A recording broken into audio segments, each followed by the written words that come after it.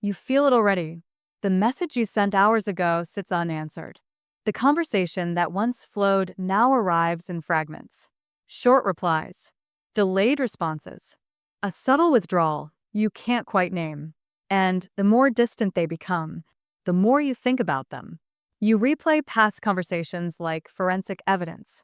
You soften your tone. You offer more. You lean forward psychologically, emotionally, while they lean back. This is the paradox that's tormenting you. When you care less, they pursue. When you care more, they vanish. And every instinct you have tells you this is backwards. Romance says closeness creates attraction. Modern culture says vulnerability is currency. But reality keeps contradicting the story. Because emotional distance doesn't repel people, it magnetizes them. And here's the cruel part. The harder you try to close the gap, the wider it becomes. This isn't bad luck. It isn't timing. It isn't mixed signals. It's biology, ancient, indifferent, and utterly uninterested in your comfort. Your pain is getting worse because you're responding with modern morality to an ancient mechanism. You're using empathy where nature only recognizes leverage. You're offering certainty where the psyche is aroused by mystery. In this video, we will dissect why emotional distance is so attractive. Not romantically, not morally, but biologically. We will strip this phenomenon down to its evolutionary core, where desire is not kind, not fair, and never egalitarian. And once you see it clearly, you won't unsee it again. To understand attraction, you must abandon the idea that it exists to make you happy. Attraction exists to solve a survival problem. For hundreds of thousands of years, human beings lived in conditions of scarcity. Resources were limited. Status was fragile. Mates were not guaranteed. And in that environment, certainty was weakness. From an evolutionary standpoint, emotional distance signals something crucial. This individual does not need you to survive. And that signal is everything. Across mammalian species, including humans, value is inferred, not declared. The organism that is calm, selective, and unreactive is assumed to possess resources, options, and status. The organism that overinvests is assumed to lack them. This is not romance. This is assessment. Your nervous system is constantly scanning for indicators of genetic fitness, confidence, autonomy, emotional regulation. Distance, when authentic, suggests all three. Emotional restraint implies choice, and choice implies abundance. This is why neediness repels. Not because it's immoral, but because it signals dependency, and dependency was historically dangerous. In ancestral environments, attaching yourself to a desperate individual was a liability. They would drain resources. They would panic under pressure. They would collapse when conditions worsened. So evolution selected for attraction to those who could withhold. This is where the shadow self enters the conversation. Carl Jung understood that what we consciously reject still governs us unconsciously. We may preach compassion and openness, but our instincts still respond to power, mystery, and restraint. Emotional distance activates the shadow because it introduces uncertainty, and uncertainty forces investment. The mind fills gaps compulsively. What is unclear becomes fascinating. What is unavailable becomes valuable. This is not a flaw in your character. It is a feature of your nervous system. The dopaminergic reward system, the same circuitry that governs hunting, gambling, and pursuit, is triggered by intermittent reinforcement. Predictability kills desire. Uncertainty sustains it. Your ancestors did not chase what was guaranteed. They chased what was rare, selective, and just out of reach. This is where hypergamy intersects with emotional distance. Hypergamy is not a moral accusation. It is an evolutionary strategy, present in both sexes, expressed differently. Attraction calibrates upward, toward perceived strength, toward emotional composure, toward those who appear unaffected by loss. Distance creates the illusion of elevation. When someone is less emotionally available, the subconscious conclusion is simple. They must be higher on the hierarchy. And hierarchies are the scaffolding of human desire. This is why emotional distance feels powerful. even when it's unintentional. It suggests inner order.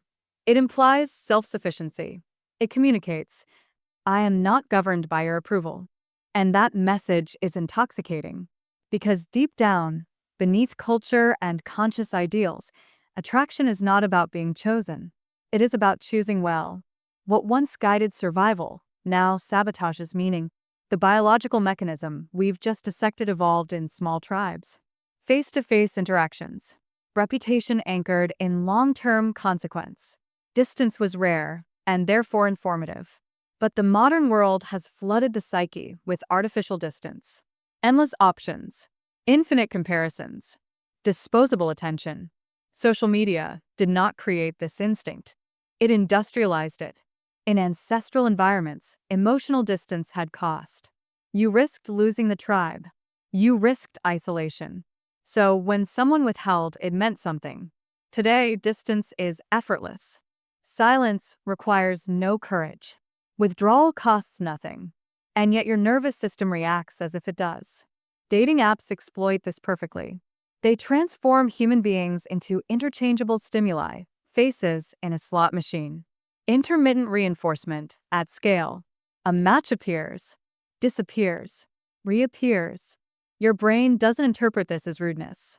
It interprets it as value fluctuation. And fluctuation is addictive.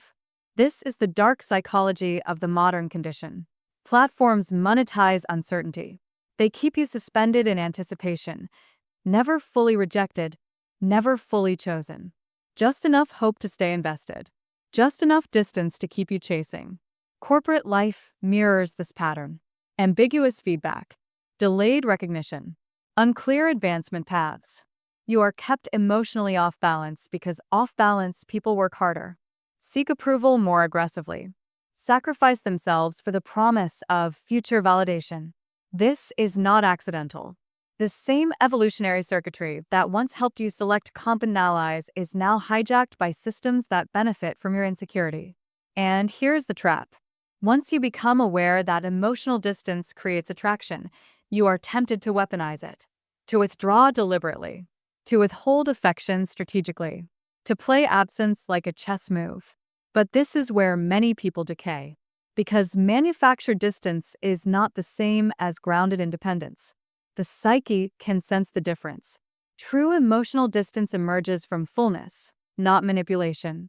From a life structured around meaning, not reaction. From internal order, not tactic. When distance is fake, it breeds anxiety. When it is authentic, it breeds gravity. Modern culture encourages the counterfeit. Don't text back too fast. Leave them on read. Act uninterested to be interesting. This turns relationships into power games between insecure archetypes, the avoidant and the anxious, locked in a feedback loop of mutual resentment. Desire increases, trust erodes, and the longer this persists, the more intimacy becomes impossible. The tragedy of the modern trap is this: we are more connected than ever, and more emotionally unavailable than any generation before us. Not because we are cruel, but because our ancient instincts are being overstimulated by an environment that profits from our confusion. And unless you understand this mechanism, you will keep mistaking emotional absence for emotional strength. Here is the truth, stripped of comfort. Emotional distance is not attractive because it is cold. It is attractive because it implies order. Order of the nervous system. Order of desire. Order of self. People are not chasing your silence. They are chasing the center they sense behind it. The mistake is believing distance itself is power. It is not. Distance without substance is emptiness. Withdrawal without meaning is avoidance. And avoidance, over time, decays into bitterness. The red pill is not to become unavailable. It is to become unmoved. Stoicism never taught detachment from others. It taught detachment from outcomes. Marcus Aurelius did not advise indifference. He advised sovereignty. When you stop organizing your inner world around being chosen, you paradoxically become choosable, not because you are playing a game, but because you have stepped out of it. The shadow self does not disappear when ignored. It integrates when confronted. your craving for validation, your fear of abandonment, your hunger to be pursued. These are not weaknesses to suppress. They are signals to master. When you build a life with weight, purpose that precedes approval, discipline that outlasts emotion, values that do not negotiate, your emotional distance becomes natural. Not strategic silence, not calculated delay, but the quiet presence of someone who could walk away and doesn't need to prove it. And that is what people feel. They don't feel your absence. They feel your independence. They don't chase the mystery. They chase the stability they lack. So, the final question is not, how do I make them want me? It is far more dangerous. What part of me is still begging to be wanted? Because the moment that question loses its grip, attraction stops being something you pursue and becomes something that follows silently.